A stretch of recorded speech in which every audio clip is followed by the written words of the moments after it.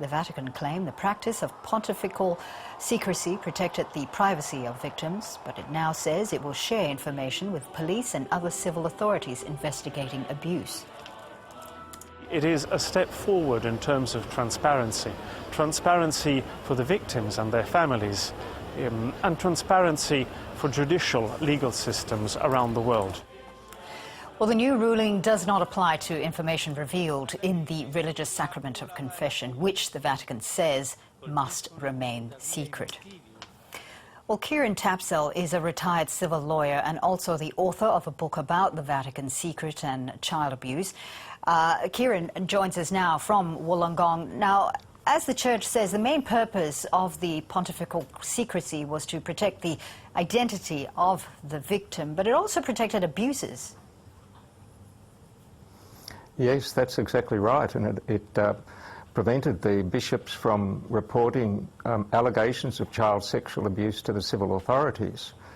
A lot of people don't realise that this rule has only been in force for 98 years, and it was initiated by Pope Pius XI and was continued by every pope since, and expanded in some cases, and up until the current Pope. Unfortunately, he's now decided to abolish it, but it's been a long time because I thought he might do it as soon as he became Pope.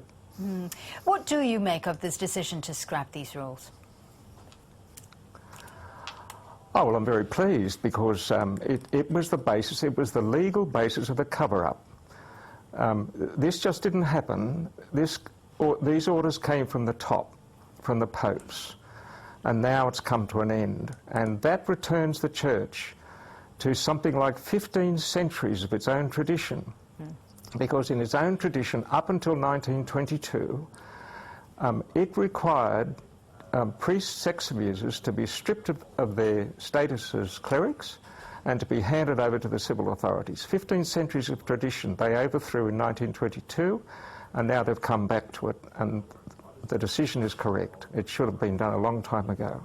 But this new decision doesn't mean that the bishops are under any obligation to report cases of abuse to civil authorities at all. No, you're quite right, and that's one of its problems. I mean, this is just the first step. 2 United Nations committees, one for the rights of the child and one against torture, have demanded that there should be an obligation to report to the civil authorities under canon law. Now, that's been consistently rejected since 2014 by this current Pope, and so basically it leaves it up to the bishops. Now, there's a couple of problems with that. One is, the most important one is how is the Pope able to make bishops accountable for covering up child sexual abuse when it is not illegal to cover it up? Illegal under canon law. Now, the Royal Commission found that the pontifical secret still applied whenever there was where there was no civil law applicable. Well, that part of it's gone, but it doesn't oblige them to report.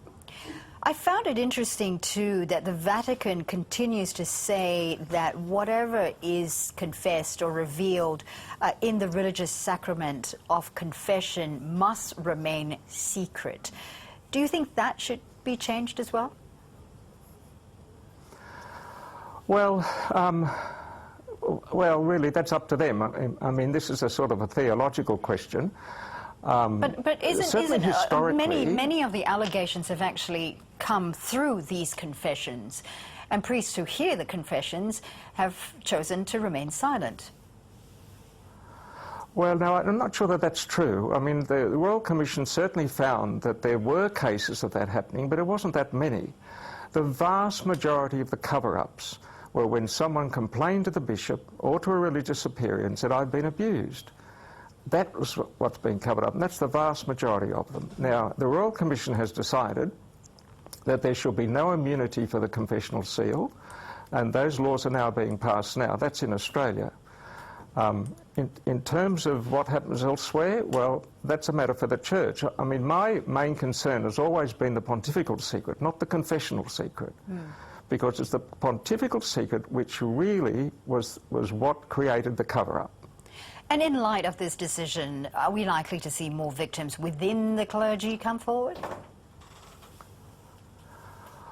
Well, I'm not sure about that. They've been coming forward anyway. I think that inquiries like the Royal Commission were really the ones which encouraged people to come forward. Thank you very much for speaking with us. Kieran Tapsell there, retired civil lawyer and author.